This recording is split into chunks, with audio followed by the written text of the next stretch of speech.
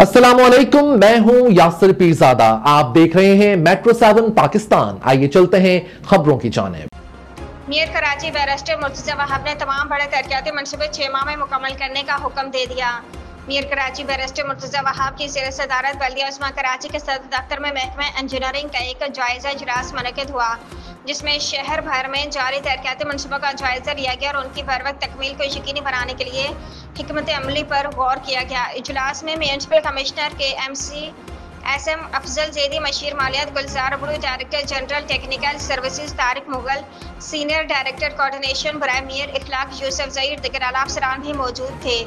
इजलास के दौरान director general technical services Tariq Mughal ने मेयर कराची को ब्रीफिंग देते हुए बताया कि बल्दिया स्पोर्ट्स कम्प्लेक्स में तरक्याती काम 25% मुकम्मल हो चुके, जबकि शादाब ग्राउंड और शादमान IT सेंटर पर तेजी से काम जारी है और ये मनसूबे जनवरी से मुकम्मल होने की तवक्को है।